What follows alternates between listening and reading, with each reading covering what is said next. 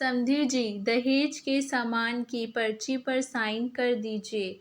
अरे अभी तक तुम लोगों ने दहेज का सामान गाड़ी में चढ़ाया नहीं। बिटिया की विदाई का वक्त हो गया है, थोड़ा जल्दी करो और सारा सामान सावधानी से चढ़ाना। देखो कोई टूट फूट ना हो जाए। कमलनाथ जी अपने बेटों से बोल रहे थे।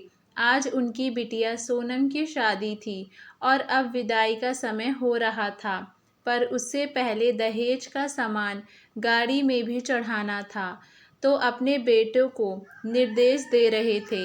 इतने में कमलनाथ जी के जीजा जी उनके पास आए और बोले, अरे कमलनाथ, अभी यहाँ क्या कर रहा है? बेटी की विदाई का वक्त हो गया है और तुम यहाँ खड़े हो। बस जीजा जी, मैं अभी आया। दहेज का सामान गाड़ी में चढ़ाना है, सोचा बच्चों को समझा दूं। अरे बच्चे सब कर लेंगे, अब तुम चलो। समधियों को तिलक कर विदा करो, वो लोग भी तुम्हारा इंतज़ार कर रहे हैं कि तुम आओ। तो तुम्हारे सामने ही पंडेल दूल्हे के परिवार की तरफ से दुल्हन के लिए शादी में लाए गए सोने चांदी के गहने, कपड़े, सूखे मेवे आदि जो एक बक्से में रख कर लाया जाता है, का सामान खोल सकें। अरे हाँ चलिए, साथ ही चलते हैं, कहकर कमलनाथ जी अपने जीजा जी के साथ ही चल दिए। देखा तो समधी जी, अरुण जी और उनके सभी रिश्तेदार कमलनाथ जी का ही इंतज़ार कर रहे थे। कमलनाथ जी को देखते ही बोले, अरे समधी जी, कहाँ चले गए थे? कब से आपका इंतज़ार कर रहे थे। अब पंडेले का सामान खोल दिया जाए तो अच्छा है। आखिर हम कब से बक्से की रखवाली कर रहे हैं। दूल्हे के फूफा जी ने कहा, बस समधी जी, बेटी की शादी है तो सोचा कि देख लें कि लड़के सही से काम कर रहे हैं या नहीं। आखिर दहेज का सामान भी तो सही सलामत आपके द्वार पहुंचाना है। अरे समधी जी, मना किया था हमने आपसे कि हमें दहेज नहीं चाहिए, पर आप हैं कि माने ही नहीं। अब की बार अरुण जी ने कहा, मानता हूँ कि आपने मना किया था, पर बेटी का पिता हूँ, अपनी तरफ से खुशी खुशी अपनी बच्ची को सब कुछ देना चाहूँगा। बातों बातों में ही पंडेले का बक्सा खोल दिया गया और सभी सामान कमलनाथ जी को सौंप दिया गया, जो उन्होंने दूल्हे की माँ को बुलाकर उन्हें सामान सौंप दिया।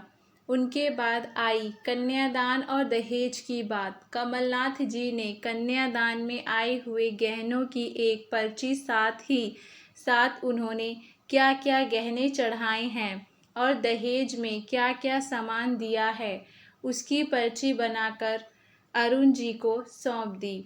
साथ ही साथ गहने और नगद भी अरुण जी को सौंप दिए। अरुण जी ने नगद उसी समय कमलनाथ जी के हाथों में वापस दे दिया और कहा, समधी जी, ये आपकी बेटी के कन्यादान में आए हुए पैसे हैं। इसकी आप खुद अपने हाथों से एफडी करवा दीजिएगा। आपकी बच्ची के पैसे हैं, उसी के काम में आएंगे और आपकी तरफ से उसके लिए आशीर्वाद भी हो जाएगा। कमलनाथ जी के परिवार में बैठे लोगों ने दबे मुंह ही सही, लेकिन अरुण जी की बुरी बुरी प्रशंसा की। अब अरुण जी ने उन दोनों पर्ची को भी देखा और कहा, समधी जी, आप इन दोनों पर्ची पर अपने और अपने कुछ खास रिश्तेदारों के साइन करवा दीजिए। हम भी इन पर साइन कर देते हैं और इसकी एक फ़ोटो कॉपी करवा लीजिए। ओरिजिनल आपके पास रखिए और कॉपी हमें भी दीजिए। सुनकर रिश्तेदारों में कानाफूसी शुरू हो गई। कोई कहता कि ये नया समधी पागल तो नहीं है, भला शादी ब्याह कर रहा है या कोई बिजनेस करने आया है। तो कोई कहता कि रिश्ते तो प्यार और विश्वास पर टिके होते हैं, इन लोगों को तो अभी से ही बिल्कुल विश्वास नहीं है। कुछ लोगों ने तो ये तक कह दिया कि हे भगवान, सोनम की जिंदगी बर्बाद तो नहीं हो गई, ऐसे घर में ब्याह करी जा रही है। भला ऐसा कभी हुआ है क्या? आज तक हमने तो हमारे जीते जी ऐसा नहीं सुना। जितने मुंह उतनी बातें सुनकर कमलनाथ जी का भी दिल बैठा जा रहा था। हालांकि वो कानाफूसी की आवाज़ें अरुण जी के कानों में भी पहुंच रही थीं, पर कमल जी का उतरा हुआ चेहरा देखकर वो उनके पास आए और उनके कंधे पर हाथ रखकर कहा, देखिए कमलनाथ जी, आप घबराइए मत। दूध के जले तो छाछ भी फूंक फूंक कर पीते हैं। हमने आपसे कभी कोई बात नहीं छिपाई। आप हमारे घर की हर बात जानते हैं। आप ये भी जानते हैं कि मेरे बड़े बेटे के साथ क्या हुआ था और मेरी बड़ी बहू ने हम पर क्या क्या इल्ज़ाम लगाए थे। माना कि रिश्ते विश्वास की नींव पर टिके होते हैं, लेकिन जब धाराशायी होता है ना, तो इज्जत के साथ साथ दिल और दिमाग के भी चिथड़े कर देते हैं। और जो इल्ज़ामों के ऊपर इल्ज़ाम लगाते हैं, वो हर कोई उन्हें बर्दाश्त नहीं कर पाता। मैं बहुत खुशकिस्मत हूँ कि मेरा परिवार इससे उभर पाया है, और उसमें सबसे बड़ा सपोर्ट आपने खुद किया था। आप ही तो वकील थे मेरे बेटे के, और ये सजेशन आप ही ने दिया था मुझे जब पहली बार मैं आपके पास अपने बेटे का केस लेकर आया था। याद है आपको? सुनकर कमलनाथ जी मुस्कुरा दिए और उन्हें याद हो आया वो दिन जब अरुण जी अपने बड़े बेटे संजय का केस लेकर उनके पास आए थे। संजय की पत्नी सुहानी संजय के साथ रहना नहीं चाहती थी और तलाक के नाम पर ज़्यादा से ज़्यादा पैसा ऐंठने के चक्कर में संजय और उसके परिवार पर इल्ज़ाम लगाए जा रही थी कि दहेज में बहुत कुछ दिया था, जबकि अरुण जी ने दहेज लेने से साफ मना कर दिया था। शादी कोरोना काल में हुई थी, इस कारण से वीडियो भी नहीं बना पाया था। दुख तो इस बात का था कि सुहानी के माता पिता भी उसका पूरा साथ दे रहे थे। कभी कहते कि हमने खूब सारे सोने गहने चढ़ाए थे, सब कुछ इसके सास ससुर ने रख लिया, तो कभी कहते कि हमने कार के लिए पैसा दिया था। आए दिन इल्ज़ाम लगाने से अरुण जी और उनके परिवार वाले बहुत परेशान हो चुके थे।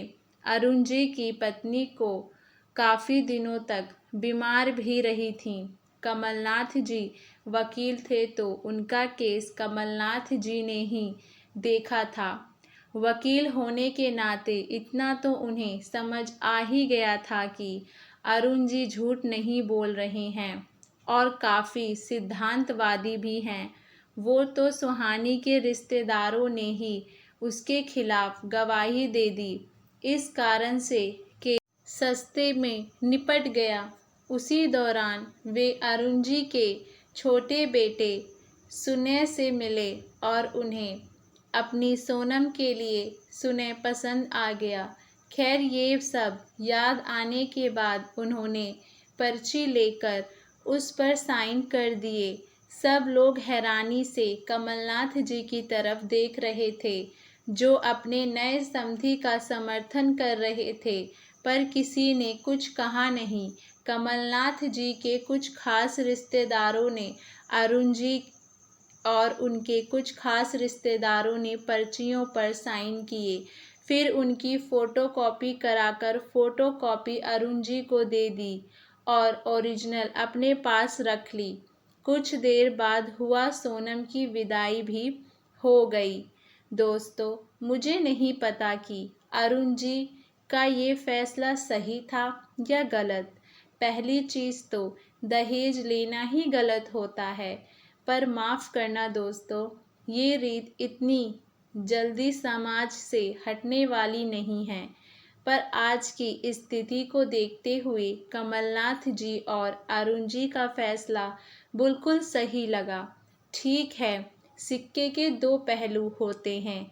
शायद आपकी कुछ और सोच हो। आशा करती हूँ आप सभी लोगों को हमारी ये कहानी पसंद आई होगी।